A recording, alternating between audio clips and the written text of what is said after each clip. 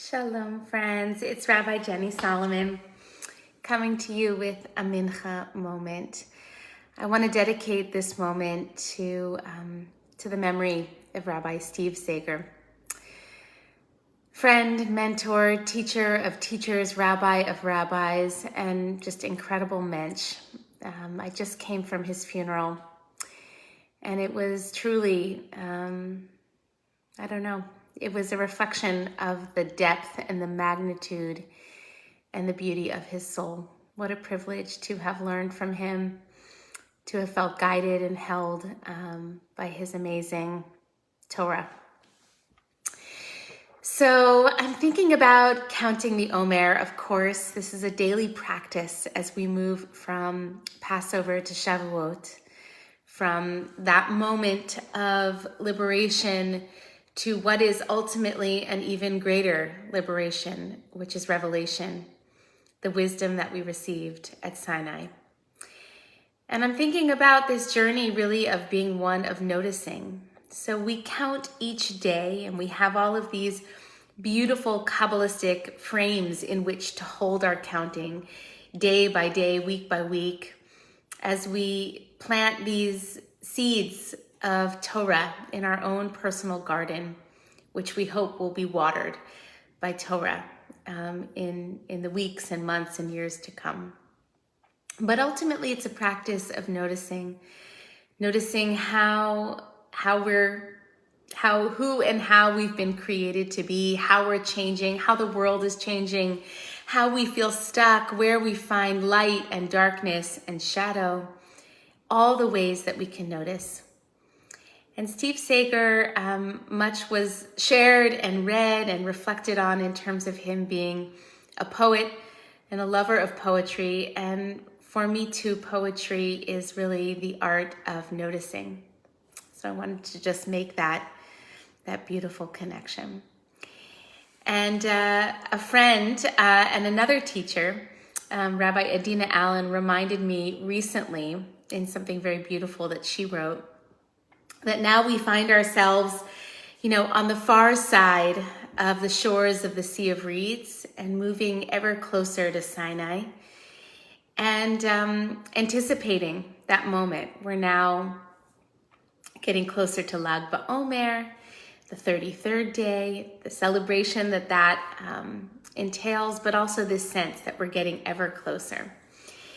And we often think about Revelation as a sort of grand epiphany, like one of these moments of where literally lightning strikes and something is made clear, something is received. But rarely, actually, certainly in my experience, and Adina reflected on this, is that the case.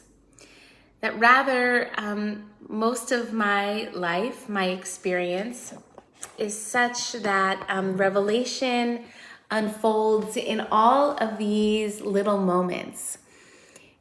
This weaving together, as Steve's daughter said about him, this weaving together all of these moments of practice, all of these moments of noticing, until some larger picture or tapestry comes into view. And I want to suggest that this is actually such a beautiful framework and reminder about our own practice. It's easy to feel in the moment, whether we're praying or we're sitting to meditate or we're planting seeds in our actual garden or we're pursuing our purpose and our work out in the world, and we do one little piece at a time, and it's so hard when we're in it, especially when we can't yet see what's going to grow, what's being created, to believe that in fact something will be created from this, something extraordinary, woven together from all these disparate pieces. And our job, our spiritual practice, is to keep coming back again and again and again. That means coming back to the mat if you're practicing yoga, coming back to synagogue, if you're a regular synagogue goer and feel comfortable, coming back to your prayer, coming back to whatever you are committed to spiritually working on. And all those moments together will create something revelatory. You know, I see it with my kids. I'm fortunate to have, blessed beyond words, actually, to have 3 amazing kids. And somehow it seems easier to see it through their eyes. I watch the way in which Meirav is becoming an activist, you know, march after march, protest after protest, phone banking after phone banking.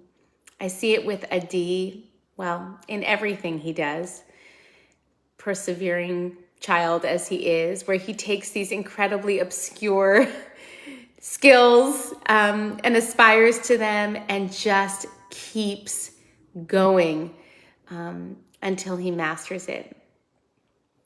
And I see it with Natan.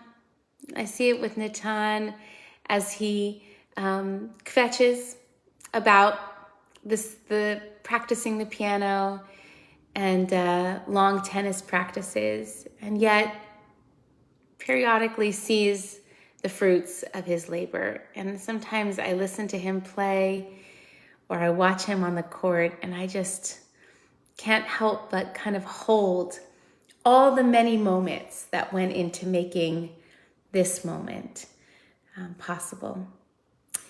And I'll just close with Rabbi Daniel Graber, who officiated at the funeral so beautifully today and held that space with such honor and love and kavod. And he said that something that Steve would say, you know, when somebody dies, we say, Baruch Dayan Haemet, blessed, usually we would translate it as, blessed is the true judge. But he said Steve would say, blessed is this moment, for it is true. It is real. It's the perhaps quintessential experience of mindfulness practice. This moment, what is here and now, is true and it's real.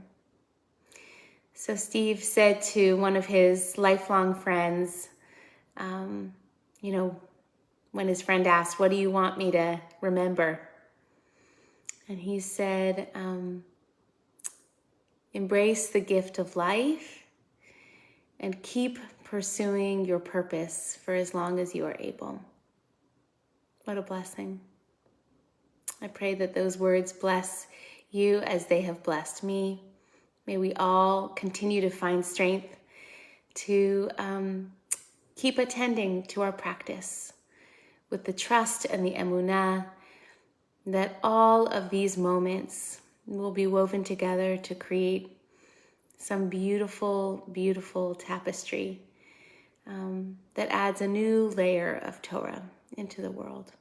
Shalom. Peace, everyone.